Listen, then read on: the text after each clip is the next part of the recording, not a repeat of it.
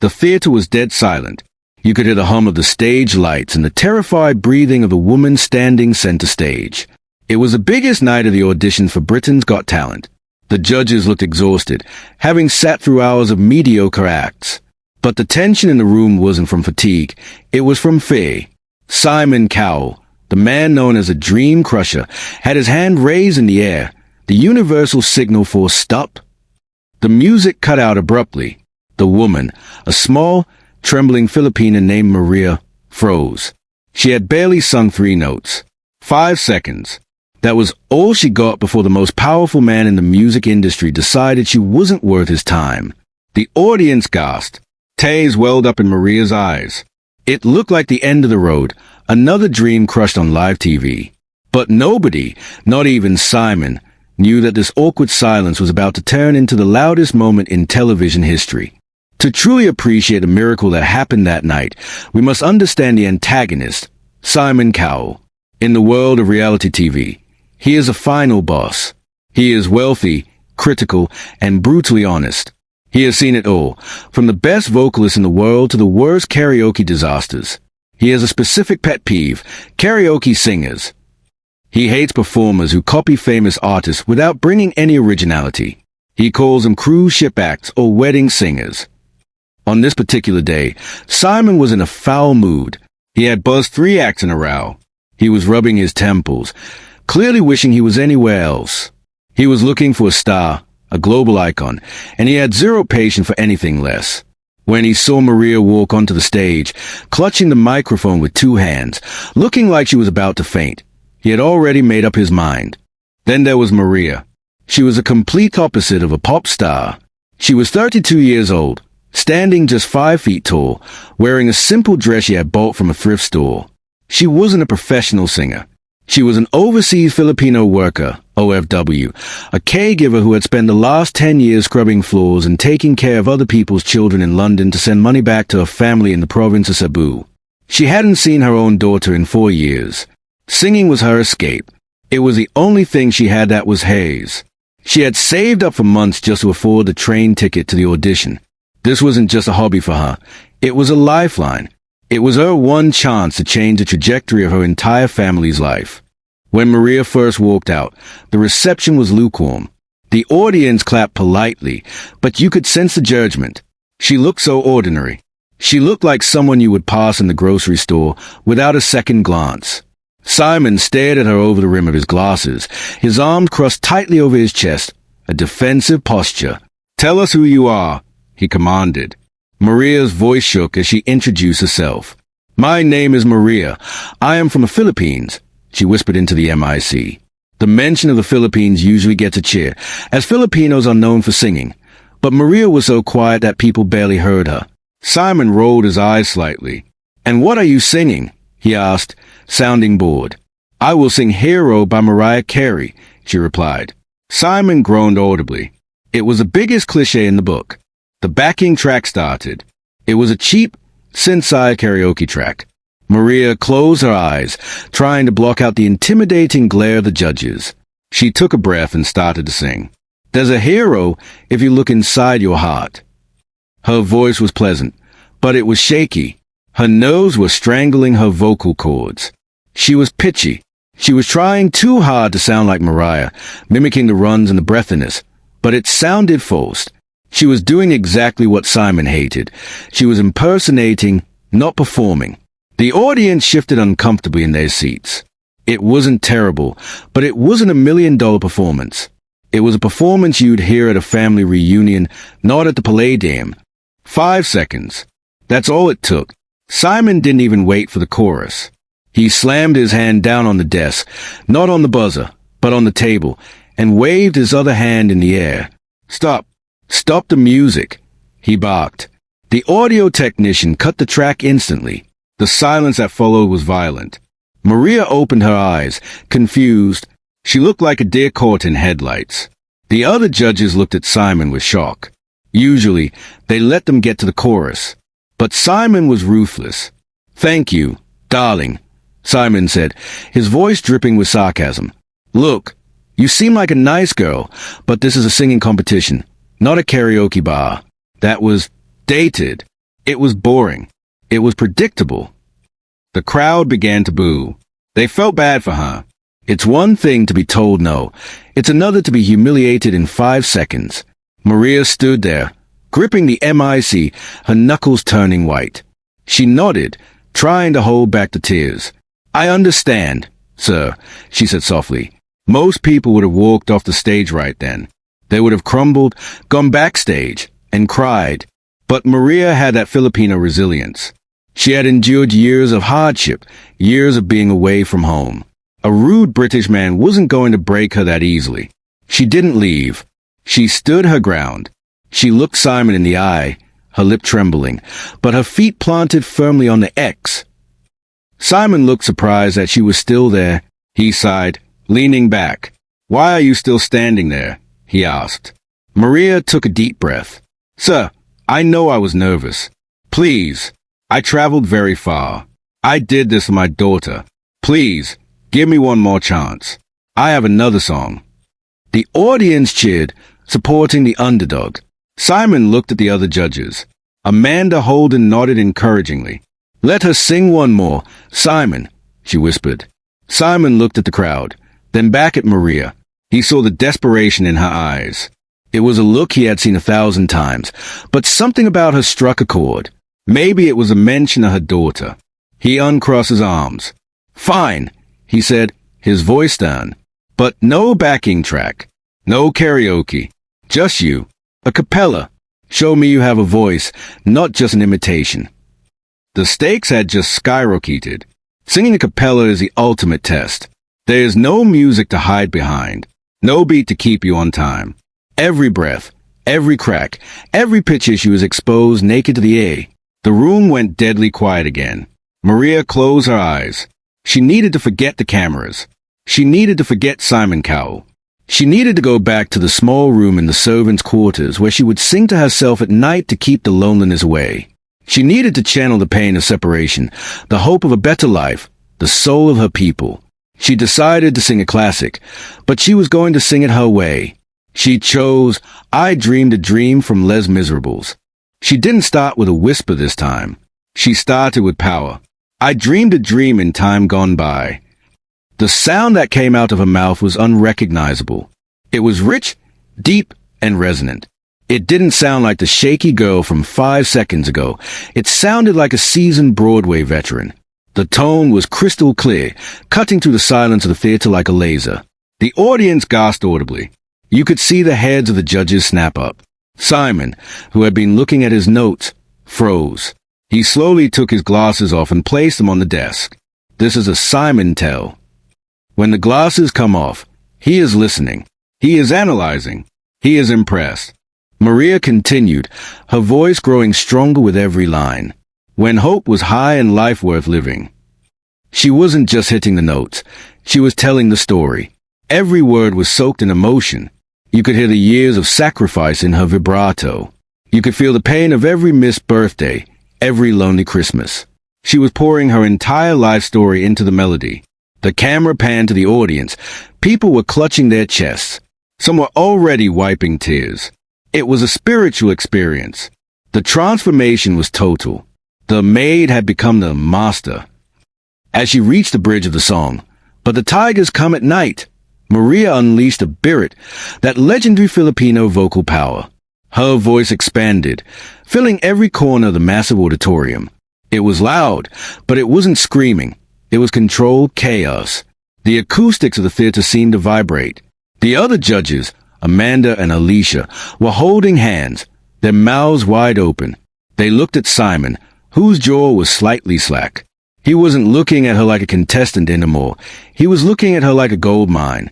He was witnessing raw, unpolished, world-class talent that had been hiding in plain sight. Then came the climax of the song. The big note. The note that usually separates the amateurs from the pros.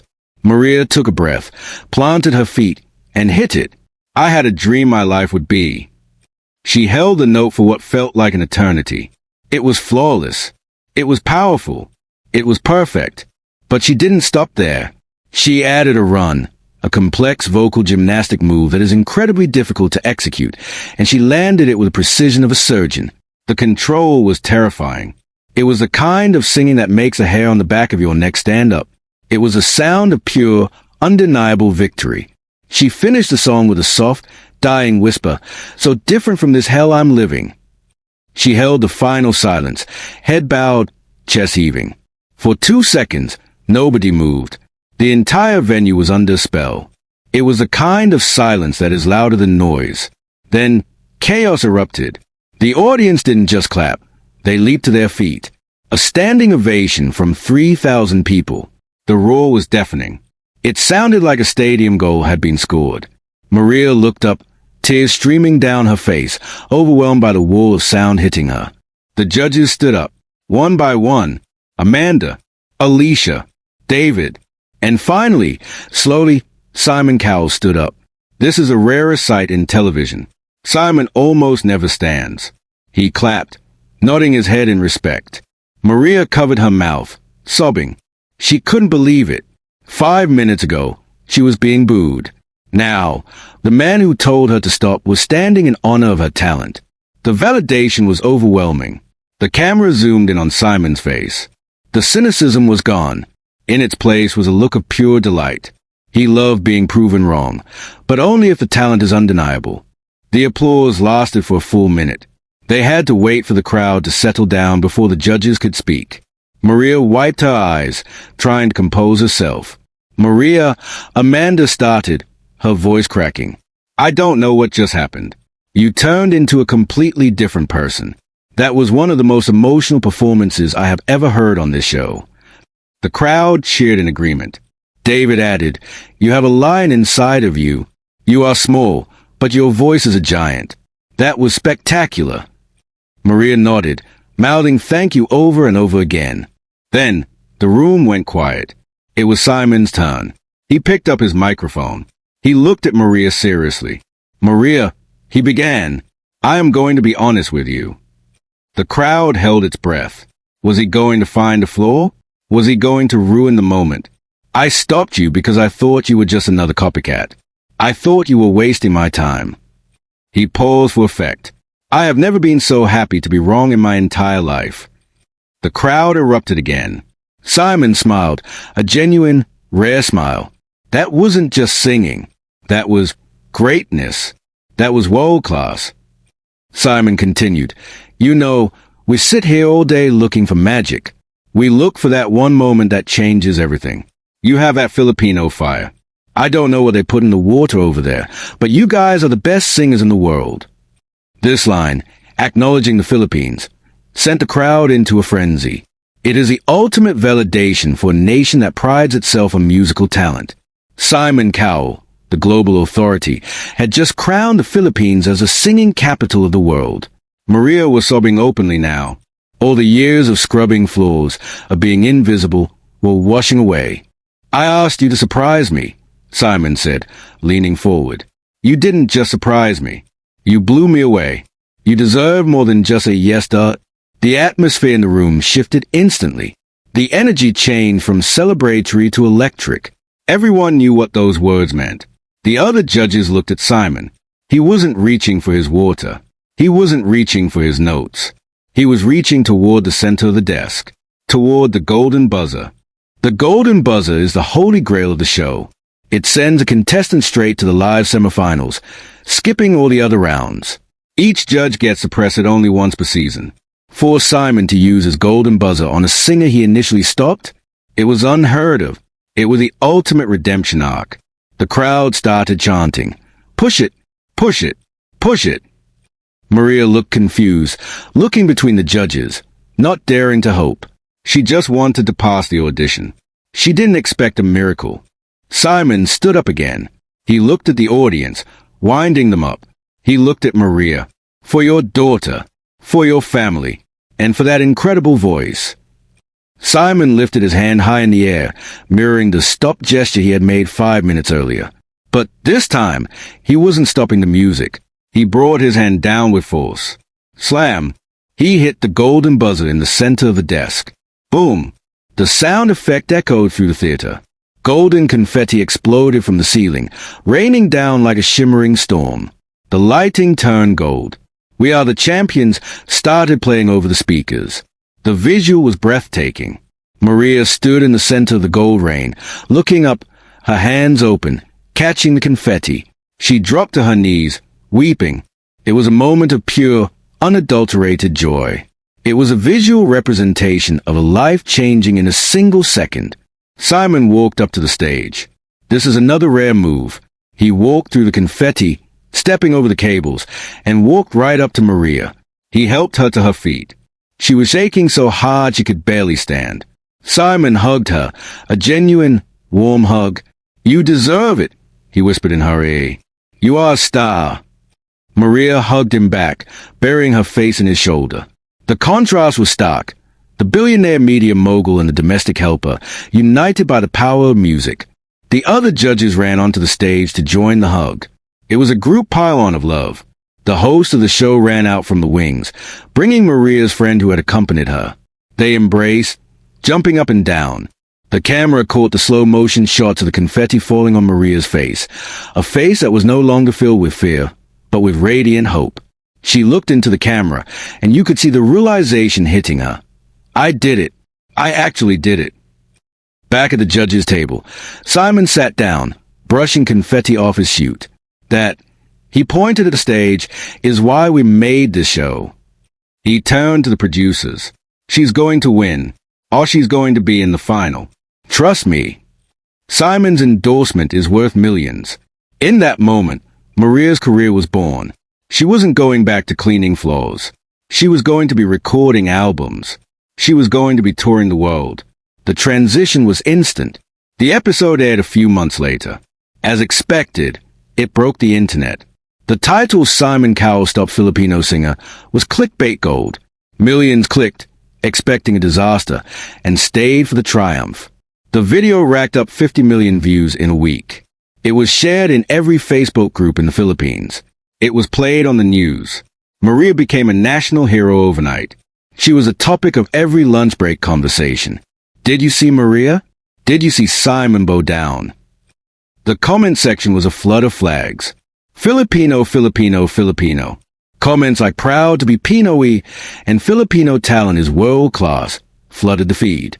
But beyond the nationalism, there were comments from people all over the world. I'm from Brazil and I'm crying. I'm from Germany and this gave me chills. Maria's story transcended borders. It wasn't just a Filipino story. It was a human story. It was a story of the underdog who refused to stay down when the world told them to stop. Maria eventually made it to the finals. She didn't win the whole show, but she didn't need to. Her life was already secured. She signed a recording contract. She flew her daughter to London. She bought a house for her parents in Cebu. She achieved everything she set out to do. And it all hinged on that one decision. The decision to stay on stage when Simon said stop. The decision to fight for her place. This moment remains one of the most iconic in Got Talent history because it teaches us a vital lesson about judgment. Simon Cowell, the expert, judged a book by its cover. He saw a shy, poorly dressed woman and assumed she had nothing to offer. He was wrong. It reminds us that greatness often comes in humble packages. It reminds us that your current situation, whether you are a cleaner, a driver, or a server, does not define your potential. So, the next time you feel like the world is holding up a hand and telling you to stop, remember Maria. Remember the 5 seconds of silence that almost ended her dream. And remember what happened next. She took a breath, she changed the song, and she turned rejection into a golden buzzer. Sometimes the stop isn't the end. Sometimes it's just a pause you need before you hit the high note that changes your life forever.